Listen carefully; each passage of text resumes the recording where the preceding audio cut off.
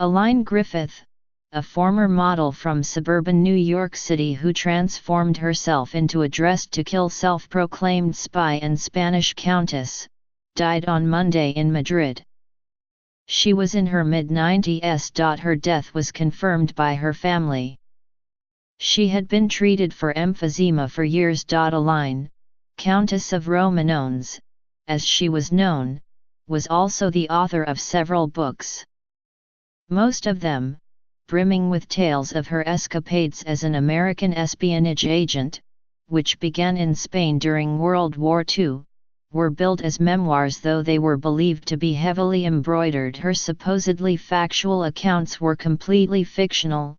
Rupert Allison, the British intelligence expert whose pen name is Nigel West, wrote in his Historical Dictionary of Sex Espionage, 2009, regardless, her purple prose beguiled readers and reviewers, and her recollections, real or fabricated, made spellbinding dinner conversation for the gaggle of celebrities she attracted. "I always knew I had a good story," she told the Los Angeles Times in 1991. Time magazine once exclaimed that she lived a life of glamour and danger that Ingrid Bergman only played at in Notorious, Alfred Hitchcock's 1946 spy melodrama. "I've been jailed in Malaga, kidnapped in Madrid and attacked in Switzerland."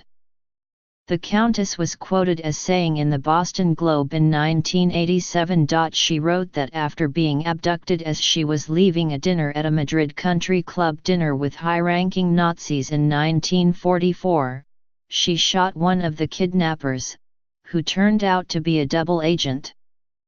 She was uncertain, though, whether she had actually killed him naturally. "I didn't wait to take his pulse," she recalled. She said that before her marriage in 1947 she promised her fiancé, a Spanish nobleman, that she would retire as a spy. But the job was irresistible. By her account, she later traced stolen Nazi art, enlisted Wallis Simpson, the Duchess of Windsor, in 1966 to help ferret out a Soviet mole who had infiltrated NATO, was assigned to prevent the assassination of King Hassan II of Morocco in 1971, and was dispatched to war-torn El Salvador in the early 1980s. "Espionage becomes like a drug," she told People magazine in 1990. Mary Aline Griffith was born in the Rockland County hamlet of Pearl River, NY. On May 23, 1923, she said, although some records list her birth year as 1920. Her father, William, manufactured printing presses at a plant owned by her grandfather and sold real estate and insurance. Her mother, the former Marie Dexter, was said to have been descended from the Pilgrims. Mary Griffith attended the College of Mount St. Vincent, a Roman Catholic school in the Bronx founded by the Sisters of Charity. She graduated with a degree in literature, history, and journalism.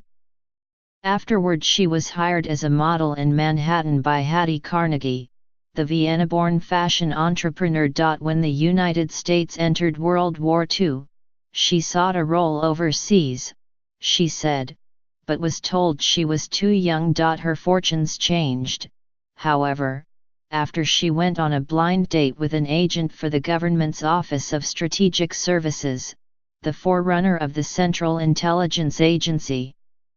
Through him she got herself hired as a code clerk deciphering messages in the United States Embassy in Madrid, where she posed as a socialite employed by American oil companies. O.S.S. Files list her as a former employee under the name Marie Aline Griffith. Her code name, she said, was Tiger. It was in Madrid that she met Luis de Figueroa y Pérez de Guzmán el Bueno, the Count of Quintanilla and later of Romanones. He was heir to one of Spain's largest fortunes and a grandson of a former foreign minister. Her husband died in 1987. They had 3 sons, Alvaro, Luis, and Miguel, who survive her, along with 13 grandchildren. Charles Pink, the president of the OSS Society, an alumni association, wrote of the Countess in an email. She epitomized why it was said that OSS stood for Oh So Social, as many of its members were drawn from the social register.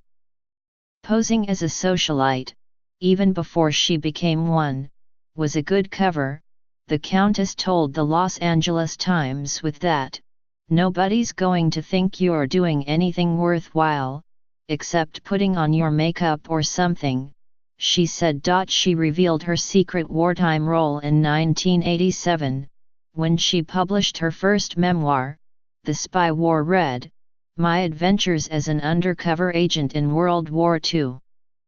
Writing in the New York Times Book Review, Michael Gross described the book as delightful as it dances before the eye, detailing dirty tricks. Her narrative, he wrote, introduced a new genre, café espionage. In 1990 she published a sequel, The Spy Went Dancing. This book falls under the heading, if the author didn't have a noble title, would we care about the story she has to tell? Joanne Kaufman wrote in the New York Times Book Review. The answer, we would, but not nearly as much. The Countess also wrote The Spy Wore Silk, 1991, The Well-Mannered Assassin, 1994, a novel based on the terrorist known as Carlos the Jackal, and another memoir, The End of an Epoch, 2015. My stories, she insisted, are all based on truth. As a woman in the mostly male world of espionage, she saw her femininity as a strength, she said. She found, for example, that women were better than men in extracting classified information from other men. She also acknowledged that she had managed to live free of the typical restraints placed on women of the mid-20th century. I'm a feminist, and I'm not a feminist, she told the Boston Globe. I love it when men kiss my hand.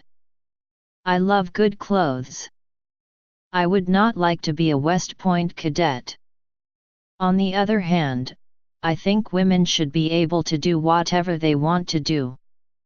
In The Spy Wore Red, she recalled her initial encounter with a recruiter for the O.S.S. I wanted to tell him I had 3 great-grandmothers who had braved crossing this country to lay down roots in the Midwest, despite Indian attacks, birth without doctors, sickness without medicine, helping to build homes with their own hands, but I was afraid he would laugh, she wrote. Instead I said, I love adventure.